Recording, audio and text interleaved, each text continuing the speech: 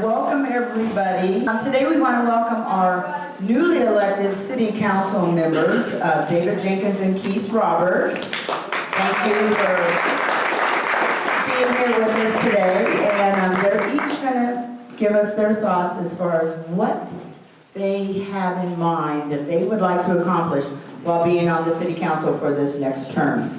Also welcome to our members and associates. Nice big group tonight. I know we've got a couple people that have not been here before. I know the Ashbury's here.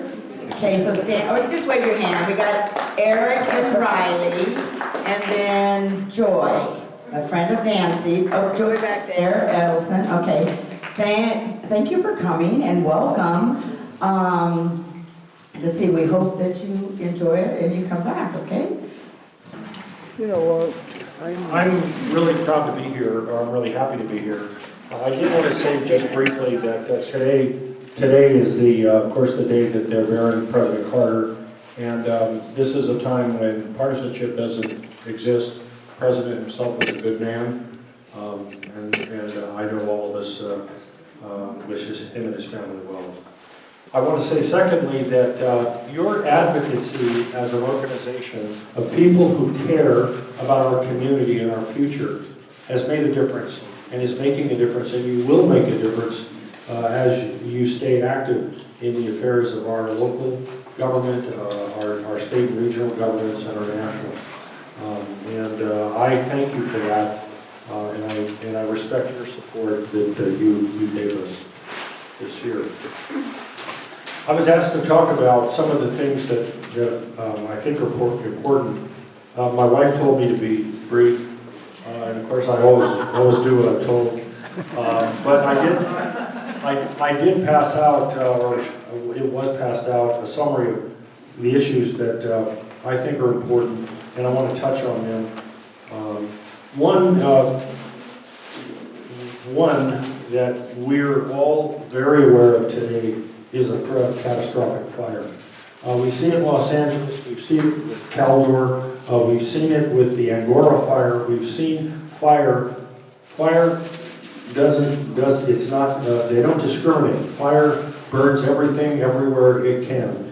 And I want to be sure that our city government is engaged with federal and state land parcel owners within the city limits and in the region to ensure that they have adequate funding, these U.S. Forest Service and the Conservancy, they have adequate funding to reduce the fuels on the floor of their properties. And I'm not talking about clear cutting. I'm just talking about reducing fuels. They have to do it because we can't wait for fire to come to us. One of the other things that relates to that is I'm not certain that we have adequate evacuation routes in the event of catastrophic fire or other emergencies, and I've asked that the council to schedule, I will be asking them to schedule a matter on the agenda on the 28th of January to discuss that. More importantly, to give the community an opportunity to express their opinion on the issue of evacuation, fuels, etc. I know that I'm a very strong supporter of making sure that our men and women of the police and fire department have adequate resources to protect us. Protecting us from all man-made and natural events is a central issue of local government. In fact, it should be of all governments.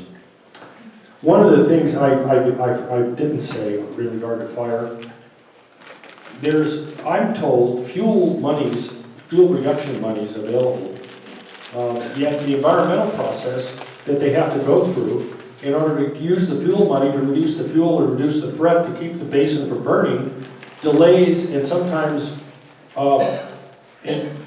results in there not being fuel reduction. This has to change. This is ridiculous. The threat is coming from the environmental review process, I think, rather than fuel reduction. Okay. I want to see that our city support providing sufficient personnel and resources to our public works department to ensure that our streets, all streets in the community are maintained all the time. That the cracks, they're filled, there's seals on them, there's holes in the streets that they're maintaining. They are not currently funded at that level. I'm hoping that there's support among the city council to do that. Talked about that. Let's see. Oh, I would like to see also a council ad hoc committee appointed. I'm not big on ad hoc committees, but this is one to ensure that the hole in the ground, as it's affectionately called, is completed using existing tools of state government and motivating the landowner, who I understand needs to be motivated, to turn that into something productive rather than a hole in the ground. And there are tools in state government if they're used. And I've been talking about those for over a year. I know a little bit about those from my past life in city management, and I'd like to see that done. The other thing is, I want to see city government establish and implement a city government business outreach, business retention, business expansion, and new business development program. And look at regulatory reform. What are the things that prevents people from being successful in the business community? What are the rules and regulations? And are they really necessary, and should they be reduced or eliminated? And I think that's an important role that we have to play.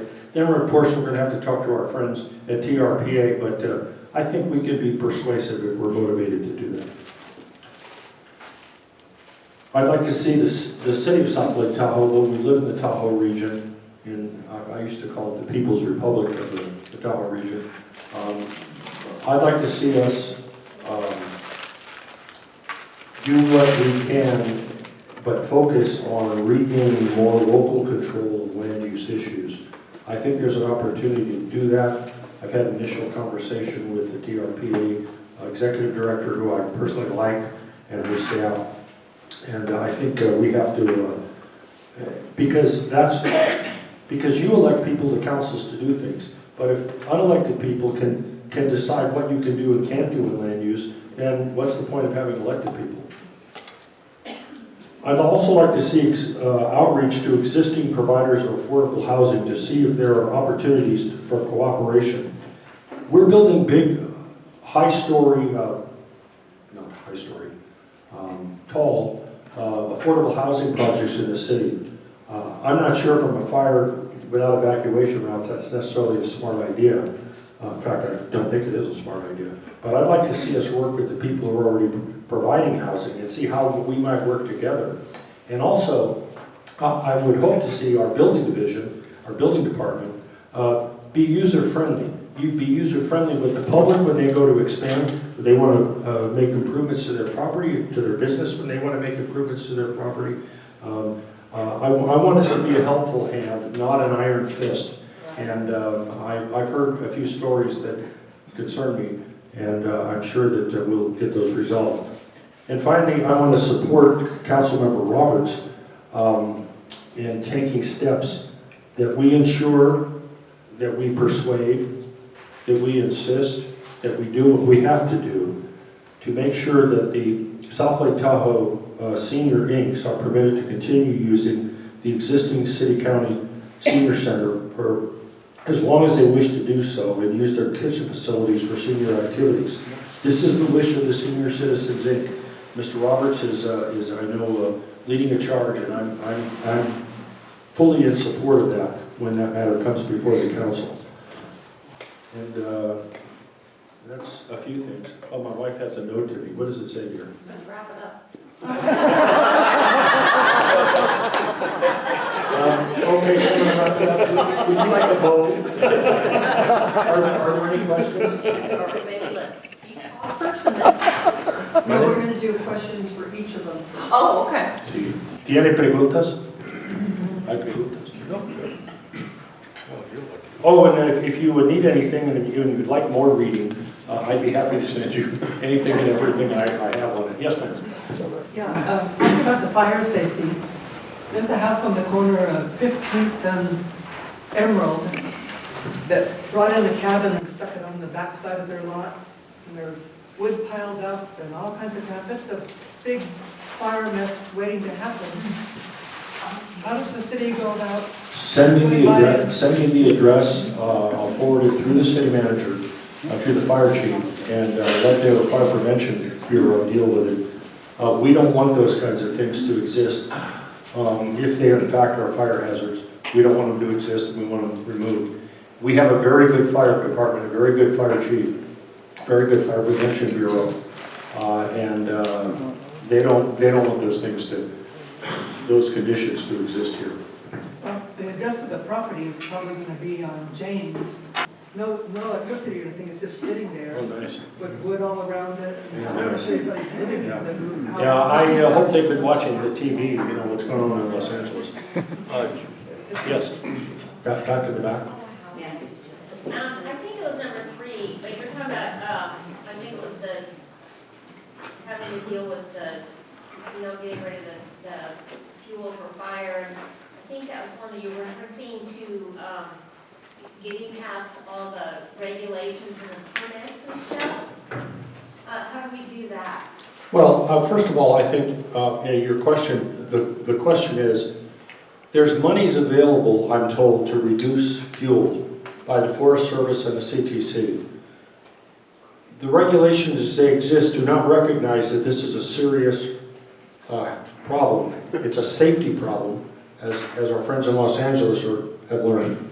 And I think the city has to be a leader, an advocate, and say, look, if it's an emergency, then if it's an emergency condition, or these are serious fire threat conditions, we're going to do what we have to do. And we're going to allow people, now we're not talking about anarchy here, I'm just saying we're going to do what we have to do to protect our community, because that's our job. That's our job to do it. And let the bureaucrats, they need to realize that in doing so, we're doing our job. The first goal and duty of local government is to protect the community from man-made and natural disasters. That's our first draw.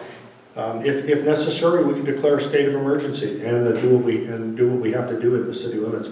I would hope that we could persuade the folks to do it more gently. Yeah. Yes.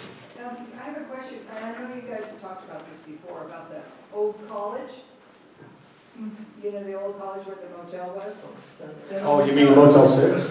Oh, Oh, the old college. Yeah, don't keep me on that well, topic. because you know what, that's a huge eyesore. It's just, we can't have a fence around there for that long, 50 years. I mean, that's gotta go. Sorry, that's the right thing. Should have come a long time ago. Well, you know, your point is something that city manager, who I have a high regard for, I have high regard for the city attorney, and most of, let's just say all the management staff.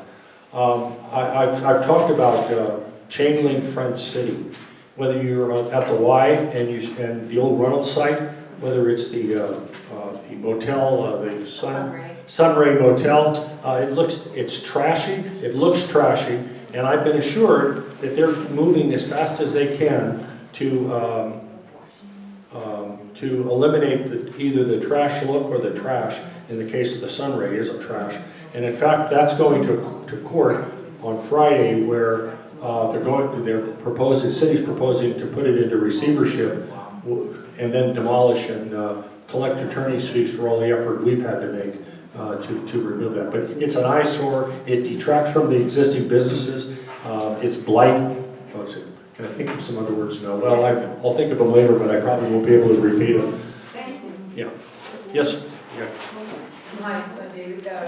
Congratulations. Thank you. Happy to see you on the council. Thank you. For those that might know me, I'm involved as a member of the 5G team for the Minden for Safe Technology in Minden, Nevada. I'm helping those people. I'm very concerned about the telecom companies just arbitrarily putting up towers wherever they see fit. And also, we have a ton of antennas in our area, so we don't even know what the accumulation of radiation that's being perpetrated on the residents and our environment and our wildlife. I want to know what the question is, what is the relationship between local council and the county? Because would imagine that up on the summit, unless that's within city limits and it's in incorporated area of South Lake Tahoe, they just put up another tower. You know, that is a tower that's on a pivotal point for, like you're talking about, an evacuation process on Highway 50. So what happens if that gets an electrical fire? That blocks another evacuation route out. So what is the relationship between the council? Do we have a good relationship with El Dorado County? And how can we get notices when El Dorado County are actually considering putting up more towers in South Lake Tahoe? Well, first of all, city officials and county officials need to quit saying there's nothing we can do. And that's what I've heard over the last 10 years, that there's nothing we can do because it's preempted by the federal government. In fact, as you know, as an advocate, that that's not the case, that there's a lot we can do. Anything that goes into our community or affects our community, we have to be certain it's safe. As long as it's safe, I'm a big promoter of advanced telecommunications, as long as it's safe. And there has to be an evaluation done of facilities that are installed here. There has to be an evaluation done to determine the safety before we allow facilities to go in. I think we have a good relationship with the county. I would like to see a strengthened relationship, and I've communicated with the board and with our supervisor. I'd like to see a strengthened relationship. I'd like to see them at times support us on issues, and we support them where it's appropriate. If we work together, we can do a lot of good things. It's just, and I think our supervisor is receptive as a former mayor and a former council member here. I think Ms. Lane is receptive. I'd like to see a meeting set up so we can do something about it. Our attorney in Minden is actually Robert F. Kennedy Jr.'s main attorney. He was involved in all the beginning stages of 5G towers from 1G all the way up to 5G. And when it got to 5G, he said enough's enough. He worked for the FCC for 12 years. So anyway, Children's Health Defense.org has put out an article on our team. We're in 2 appeals right now in Douglas County on that. So it could be a landmark case for other locations if we're able to succeed in getting out of it. But Scott McCullough, amazing attorney, the best in the business, and obviously he works with Monica Eisenstecken that's up here that has a 4-year case that has not been determined right now about a tower that she's been fighting up here. But we have to be concerned with the electrical things, and I want to make sure the fire department has the means to do that, because as you noticed on Immigrant Pass, when they had an electrical fire on a semi, it took 80,000 gallons of water to put that fire out. The fire chief has told me in the past when we've raised the electrical fire issue that there may be additional resources that they need, and I want to be sure, and I'm sure that, I don't speak for Keith, but I think he does too. We want to be sure they have the resources they need to deal with whatever, and that if there's electrical facilities in forests that can catch them on fire, we want to be sure that they meet the standards, national standards before they're installed, and after they're installed. If I could be invited into those meetings, I would love to, and I know you have my information. I'm awesome. We're going to Thank get you. Keith. Thank you. Thank you, David. Good job.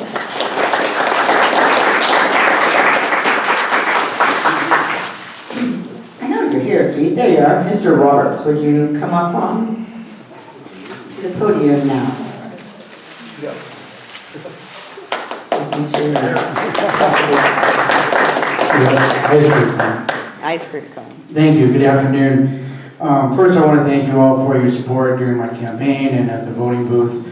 I feel really fortunate to be on the council at this time. There's a lot of exciting things happening, and I want to share a few of them with you. Obviously, the city was originally created for fire, police, and roads, and those still will be my top priorities. And David talked about a few of those things as well, and I'm completely on his side. Also, some great things as I think it's the first time since the 70s we have a Republican council, and we're also all very business friendly. And I think the business factors can equate into fixing a lot of challenges throughout our city. So those are going to be some of my focuses. Some of David also mentioned about the senior center. Yes, I'm very much involved in that. I got some exciting news on that. All parties seem to be on the same side, that they want the seniors to be able to keep that building as for just the seniors. And before I forget, I want to announce that John Messina has been a great add on the Commission of Aging, and he's fighting hard for our seniors here as well. And he's been a great addition to our group. He's a fighter, so it's great. But it seems like the county, the city, and the council, and the Parks and Recs are all willing to give the building for the seniors. And I'm also going to meet with the city manager tomorrow about possibly generating a contract between Senior Inc. and the city to run the building for themselves. So that's very exciting. Fingers crossed. Good job. I'm on the Transit JPA committee. We had a meeting the other day, and real exciting news there. Transit was one of the things I ran on. I feel strongly we need some free transit, and lots of it in this town. Lake Link has been a great addition, but it's not enough.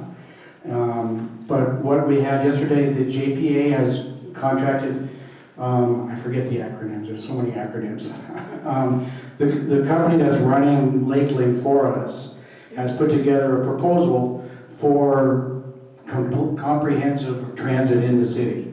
And so that they can run it, so they can prove they can run it better than TTD at a much cheaper price. I was expecting it might be something phases, a little bit here, and then add on.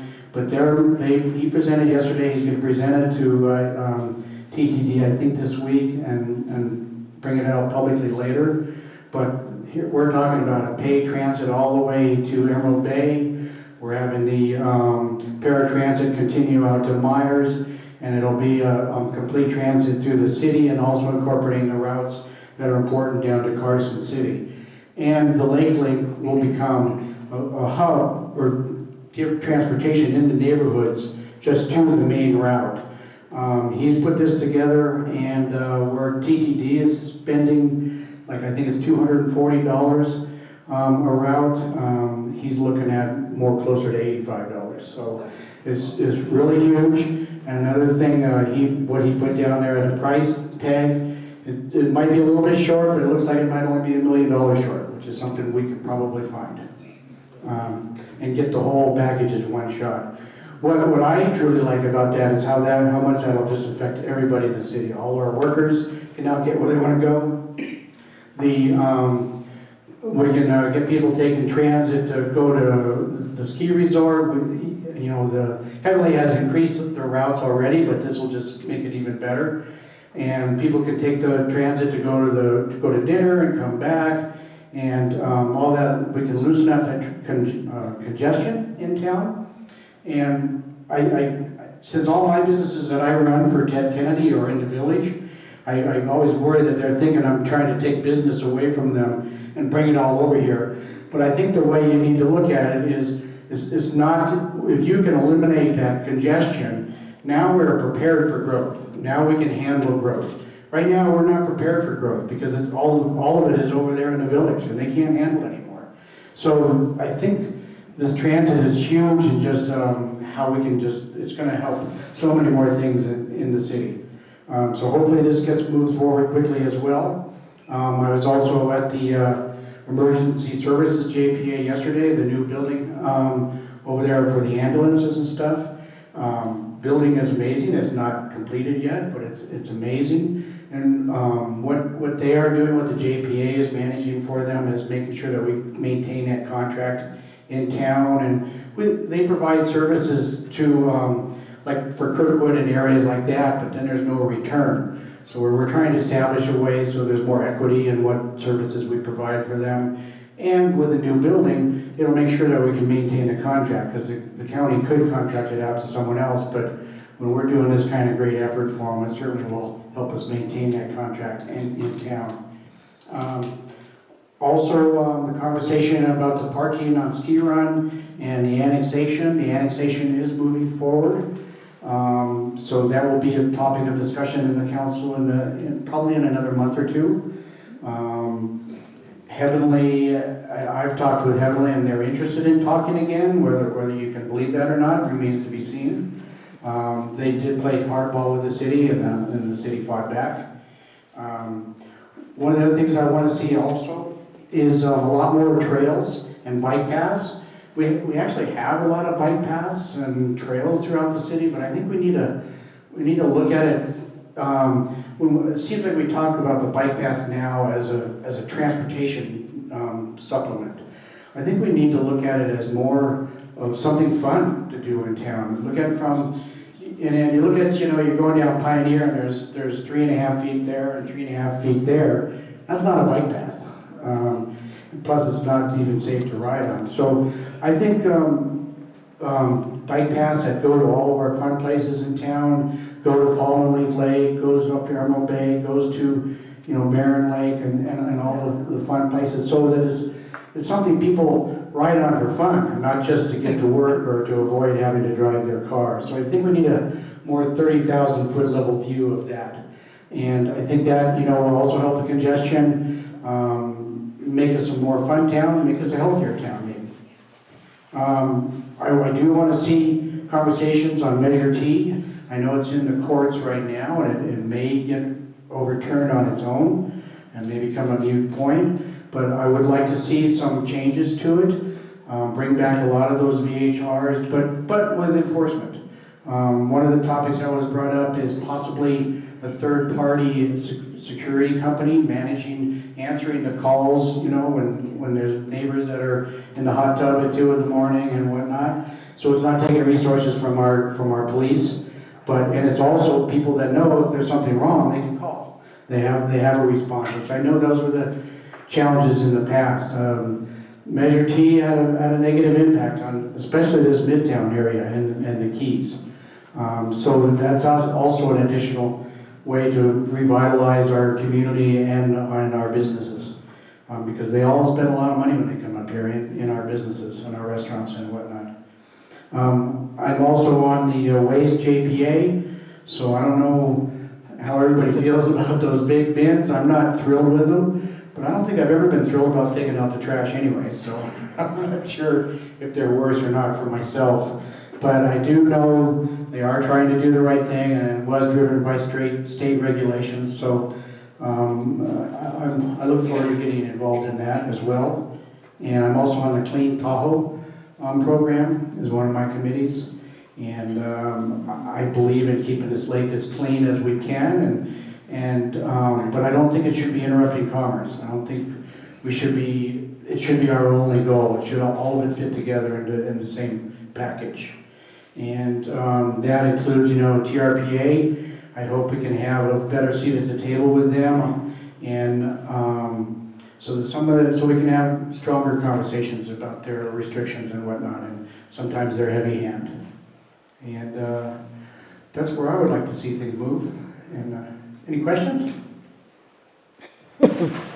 Cindy? Well, I'm asking a question on behalf of somebody you know very well, Lorene Sanchez. She wants to know how the senior center is going to be adopted in the city budget for programs, because as you know, I was at a meeting with you and the county people, and at the time when I asked Cody, the mayor, what do we have in the budget for seniors? He said nothing. So how are we gonna get that accomplished? Well, I don't want to speak for John, but I believe he's got a presentation for the Commission of Aging about getting some of those funding from the county, because they're supporting some of the other senior centers in the different counties. So that's certainly an avenue there. I think one of the first goals is to get the senior center to be able to use their kitchen so they can start doing fundraising, start attracting new members, and also speaking with John Stark and Jerry Bindell, maybe down the line too, we get the seniors interested in the new rec center. Some of the opportunities there for activities may be a little bit daunting to them right now, But down the line, and we looked at, I think that's something that could be very interesting to making it a very vibrant and thriving senior center. That's the hope anyways. Yeah. I am so glad that, I'm John Messina, that you brought up the buses and transportation, because the seniors used to have a shuttle which the city shut down during COVID, and we've never gotten it back. And we'd like to see that restored, so if I could get in on some of those conversations, I'd appreciate it. Absolutely. Like I said, they're going to present it, I think, to the public shortly. We were the first one they shared it with the JPA, and I forget who they're sharing it with this week, but yeah, they're going to bring it all forward, but it's real exciting. I think you'll all be excited about it. It's good news. Okay. Yeah, Keith, Dave Peterson here. I have a thought for the group and then a request for you and David to take back to council. First of all, the thought for the group. I think the Republican Women's Group really hit its stride this last election, kind of found its niche. The difference between Keith and the next person was 200 votes. And this group can and did make a difference in delivering those 200 votes. Leanne said there were 70 people in the group. That's 70 of them. So I think the effectiveness of this group is really in these types of local elections and making that kind of an outcome. So that's the message to the group. And my request for you and David is relative to Measure T and the VHRs. I'm on the Keys board, and we get complaints about VHRs. And we have rule against them and a fine system and all of that. But what we've seen is that the workarounds are now widely known and used. So there's two workarounds. One of them is the hosted VHR. They call it something else. Hosted, which is like impossible to verify whether the host is actually there. They're supposed to be there, but they aren't. So they use that as a workaround to make it a legal VHR. The other one is they're writing 30-day leases for a weekend. And then they just cancel the lease. So they've got a 30-day lease, and they can say, well, we've got a 30-day lease. And then the renter just canceled after 3 days. So anyway, these workarounds have basically invalidated it, and they're making VHRs available to the cheaters, and it's working. So my request to you is either the city tightens up the rules, or repeals Measure T and just brings back regulated VHRs for everybody who wants to use it, not just the cheaters. Yeah. No. Well, Dave, first, as you know, we're in litigation right now. The city is in litigation. In fact, a week ago, we were in court. The judge is in the case is evaluating the fairness of the current system. There'll be a decision by the court whether or not it's discriminatory.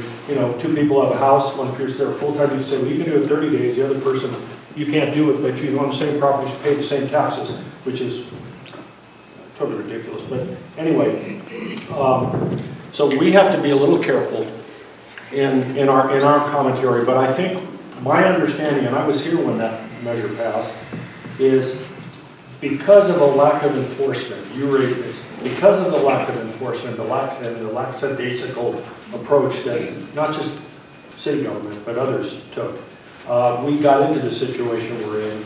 If the courts throw out the Measure T because of the discriminatory provision, even though it talks about that it's severable, if they throw it out, then we need to all get together and talk about how we can come up with a system that addresses the concerns you have and addresses the concerns our neighbors have, the people in the community have. You want to come up, both of you? Yeah, I agree 100%. I mean, obviously, Measure T came about because there were problems before. And if it is eliminated, we need to make changes to improve that enforcement. And I think the fact that they have those two workarounds is even more reason for us to bring it back and or at least bring those enforcements in place as we revise it, if that's the case may be. Yes. My observation from that period of time was before the Measure T,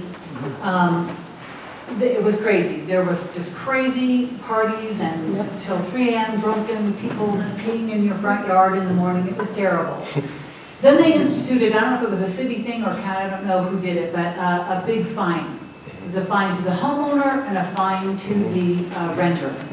And I swear it took care of 95% of the problem people. I agree. Because suddenly I'm like, well, where's the kids laughing? You know, where's the, you know, it just settled the entire neighborhood down. And so I think if it didn't do it enough, then you increase the fines and actually collect. Yes. I would agree with that. Also, the county just implemented some new guidelines and regulations, so hopefully we'll get some more insight and some more wisdom from how that works out for them. I think it was just this week, wasn't it? Yeah, that they implemented some new standards. So hopefully we'll also have more insight of what works well. Yeah, if I could, we have to, you know, we are a tourist community. Our economy is based on tourism. But of course, we want the tourists to behave, and we want our community happy. There is a way, there has to be a way, that we can both, we can have a strong economy, a good visitor base, and have and have our people not upset with people who do nasty things in the morning in your yard. I think there is a way to do that. If we manage it correctly. Some people don't like the term manage, but that's exactly what it is. It's managing. We don't want people throwing crap all over the beach, you know, and then expecting other people to clean it up. You know, where did they learn those manners? We have to have more facilities out there for those people to put them in, and then ensure that if they don't put it in, they're gonna face some consequence. We'll have to wait till see what the court does, because right now we cannot make changes in the ordinance unless it goes back to the voters. And so a fresh start might be a good thing. I think it is, but we have to see what the courts will do. I think the council as a whole is on that same vision. Hey Keith, yeah, my name's Eric Asbury. For those that don't know, I've been pretty active in this last year with the Measure N. Thank you for everyone that voted no on N. But with that said, yeah, congratulations to both you and David. Very proud of you know, both you guys, the campaign you ran, and you know, I'm glad the community supported you too. So the question I had, or just a thought, it really is rarely talked about, but sometimes the monies that are tax monies that are made and created through the economy here in the city go to fund projects in the county on the west slope, down the hill. And so in order to, on the same wavelength, mindset, I guess, if you will, of the annexation or the process of trying to get the annexation of Heavenly, we could go ahead and maybe look at creating our own county. And it sounds kind of, you know, off, you know, but I've talked to several people. They've talked about it for about a decade. You know, many of you guys probably know Kenny Skibum, Kurt Wheeler, regardless of your feelings on him. He's a knowledgeable person on the topic, but I just wanted to see your feedback on, you know, by default for that annexation you guys are working, the city's working on to annex Heavenly, that would just by default happen. And I heard that it's basically, in a hypothetical scenario, it wouldn't be any more difficult to create our own county. And then, but anyway, just didn't know if you have heard of that idea been presented, or how open you guys would be to. Yeah. First of all, I like your hat. The formation of a county in California, I think, last occurred in the late 1900s or late 1800s or early 1900s, I believe. But the issue of spending money our money going somewhere else. You know, I say first things first. First things first are the people, the property owners, the investors, the businesses who are here. That's first.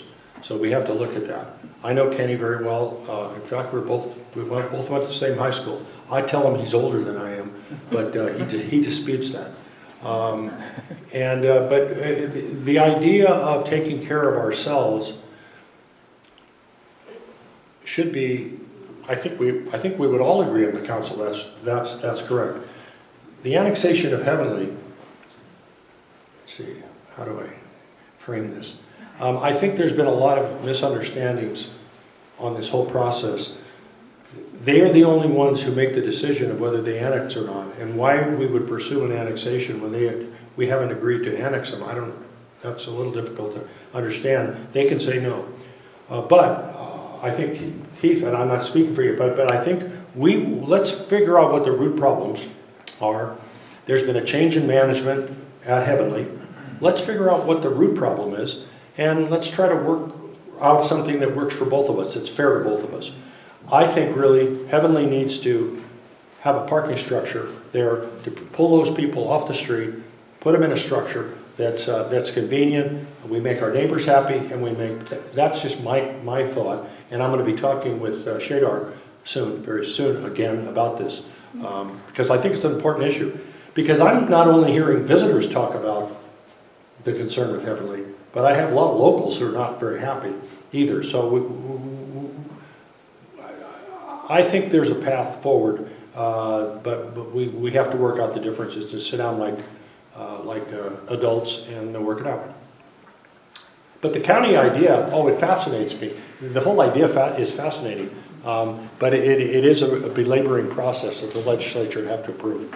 So 100, in other words, the goal would be 100% of the efforts and everything we do as a city would stay here. And we know best how to spend that money, right? Like, you know, we've heard about now we do. Now we will. The snow removal problems that the county are having, you know, Yeah. and there's other issues, you know, where the people up here can make the decisions best to do and retain 100% of the money. Anyway, it sounds like an off, you know, the topic, subject, if it's generated here, it should stay here, just like development rights. If they, do I say this? Okay. If they tear down Motel 6 for good environmental reasons, then we ought to be able to keep the, what are they called, commodities, the commodities here in town and not spread them all over. That's tax base for us that's being removed for maybe a good reason, for arguably a good reason, but let's keep it in town and along your point here. Yeah, thank you. Thank you, guys. Oops. But I just think, years ago, when I can't remember what it was, I was on a committee to form our own county. I've given all my paperwork to Brook Lane. At that time, it was not feasible, but, you know, that was quite a while ago, 20, 30 years. Anyway, it's certainly worth looking into again. Yeah. That'd be interesting. Yeah, if I could just add one more thing, it's just,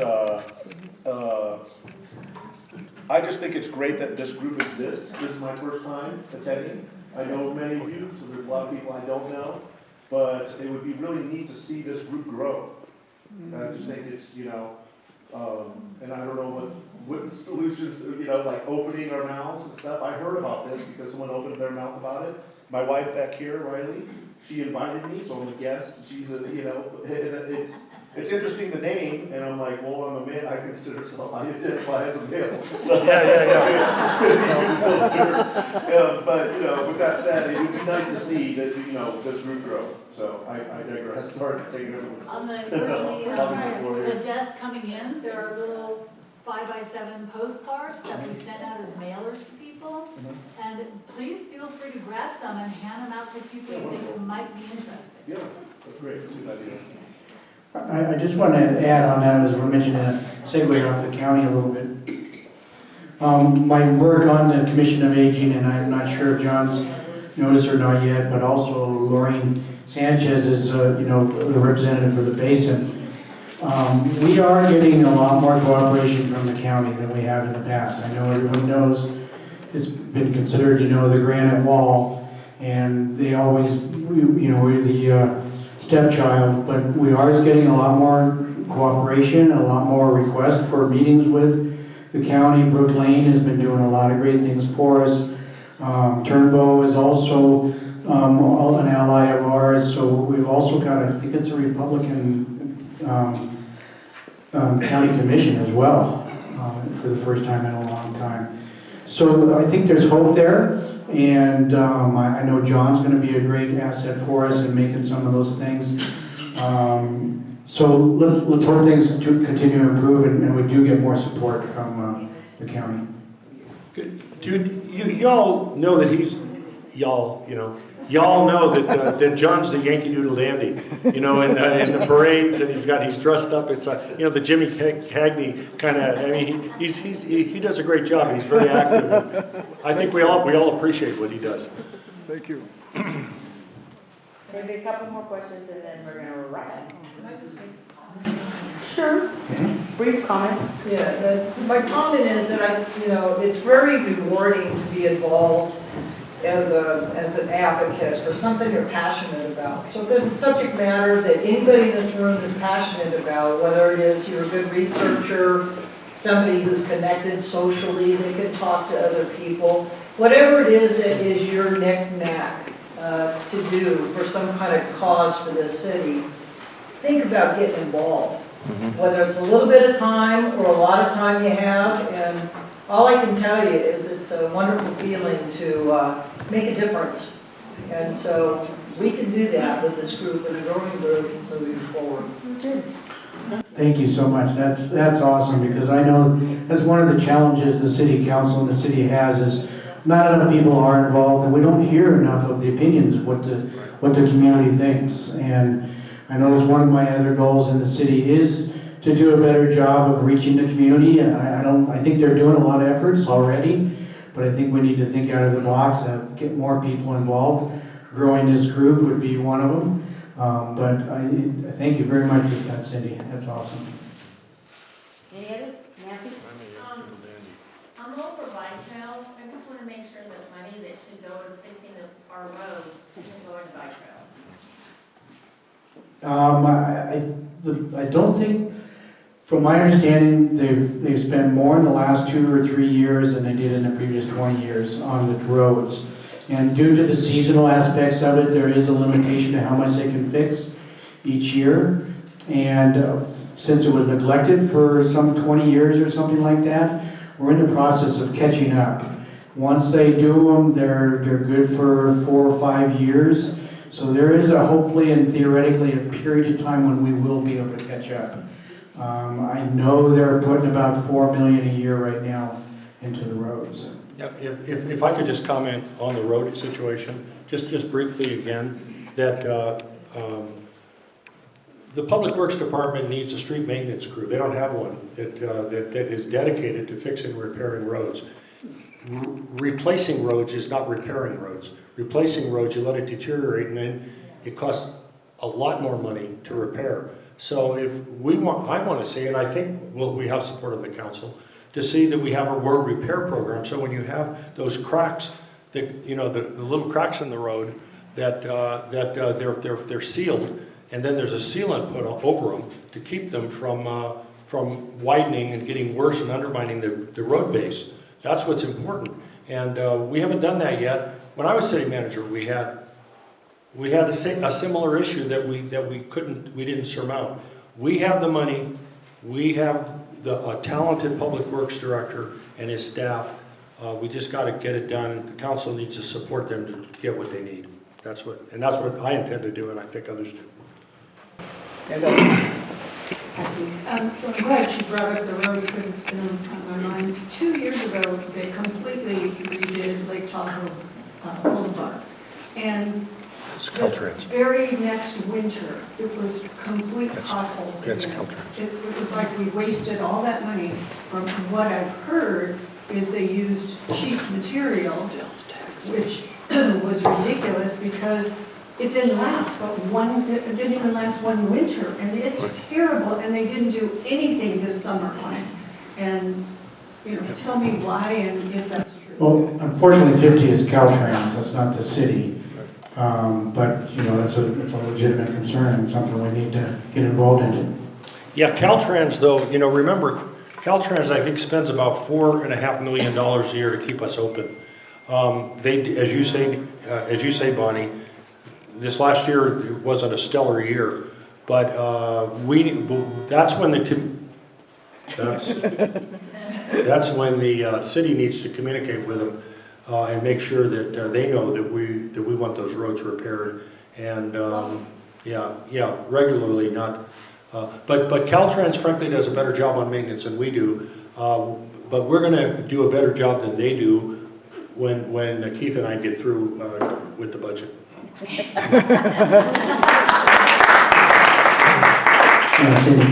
know, Keith, I hear every year we get 20 million visitors here a year. I mean, even if you charge visitors $1 to come into South Lake Tahoe, you got $20 million more for your budget. You know, I don't understand, you know, or even, you know, where we can accumulate some kind of fee, because you go to other tourist places, they charge for stuff, you know, but considering, I mean, just think of the simplicity of that. $1 for 20 million people, $20 million more for your budget. Just a concept. Yeah, well, here's the issue. The issue is it would take an act of Congress in part, it would take the 2 states, and it would take the city and the counties of the basin to charge an entry fee. Because I know it's been talked about, but your point is well taken. And we like it when tourists contribute to our economy and pay the sales tax and pay all the other room taxes and things that they pay. We were happy to take that money, but you raise a good point. What might there be other ways of generating? Fast track up, just like Yeah, you do in the maybe if the city has enough money to do road maintenance. It's how you allocate the money. And I am one who is not in favor of more taxes, more fees, nor charges. I'm not going to support it. One of my political advisors said, "Don't ever say that." And I said, "Well, I'm saying it. I don't support those. We can live within our means. When you have a budget that has at the end of the year $6 million, they say, oh, this is extra. I don't know how you do that and have a road system that looks as bad as ours and as poorly maintained as ours, and say that we have extra money. Well, let's use that money to do the things that we all want done on our road systems, keep them safe, and and of course maybe even work on the drainage. But I hear what you're saying, Yeah. okay? But I hear a lot of the community members saying on an ongoing basis that this town cares more about tourism than they do about their own residents. as long as they pay their I hear way. that a lot. Well, I'm for one want to change that. We need our tourists, but we need to have a good life for ourselves as well. Yes. Terry, did you have a question? Oh, just on the fast track thing, I just heard that there's 5 entry points to our basin. So you'd have to fast track at every entry point. Yes. Yeah, Yeah, so, I understand that, but yeah. just throwing out suggestions. No, it's an interesting idea. Great. That way you don't have to hire personnel or whatever to manage it, you know, you have Yeah. a base that takes in the income. Okay, any other questions? Yes, Miss Buckmiller. I've been trying to swallow my tongue. We don't want that, because that would be an emergency. But in the late 70s through the mid 80s, I had the dubious distinction of sitting on the Tahoe Transportation District's Technical Advisory Committee with Caltrans and the local air traffic controller and the likes of that. As a young girl in a pinafore, I never dreamed of reading boxes of UMTA information. The Gaming Alliance at that time had arranged for a special consultant to come from Denver to look at our transportation issues. The window of opportunity that we had with UMTA was because Reagan was in the White House and was very familiar with that area. The grant application that we did through UMTA required a sales tax or other measure to meet the grant requirements. As you know, we provide some of the funds to assist with the grant funds, and it makes us all responsible for the outcome. However, the 0.5% sales tax increase was not passed. It failed on the measure. I don't know if Stan Hansen's in town, he'd still remember it. I know Mike Van Wagenen's gone, but several other people might remember that. And we had a local outcry that it was just not going to be reasonable because the consultant was hired by the casinos.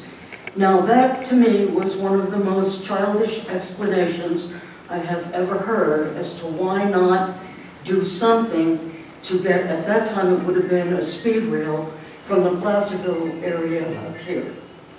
That failed. But that consultant made valid points. While regulations may have changed while I grew much older, human nature has not changed. If it was not he said, 5 to 10 minute headways and a subsidized reasonable fare box, no plan for public transportation would actually be effective. People will not wait more than 10 minutes, and they will not pay an unreasonable fee.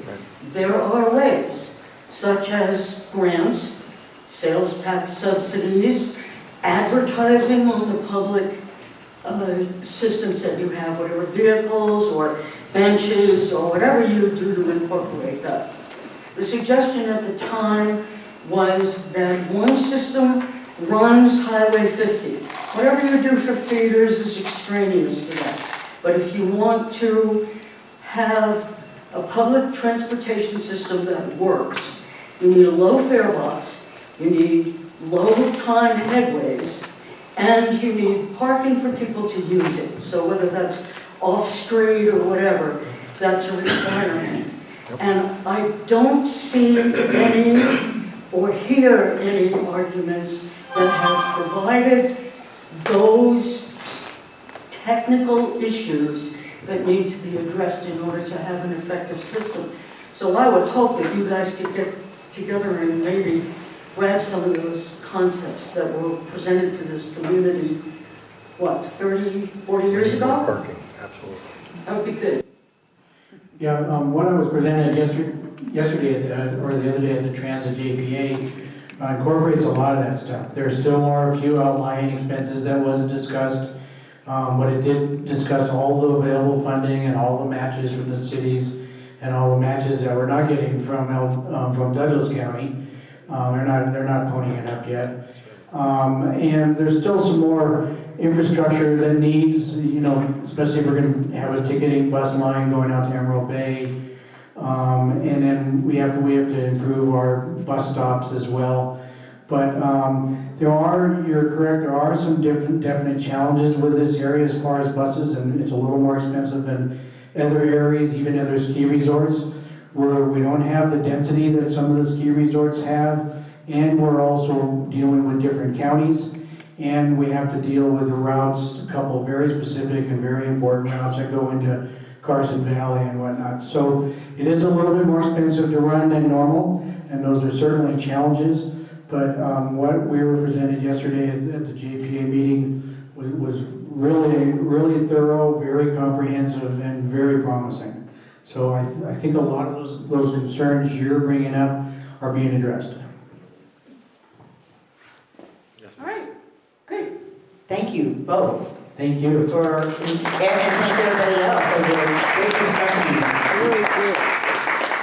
Okay, before we leave, I just wanted to, one other little announcement. As of this month, our club is now 1 year old. Yay! Because we started the new club last year. And so in honor of that, we've got cupcakes on the side table. So please, everybody take a cupcake.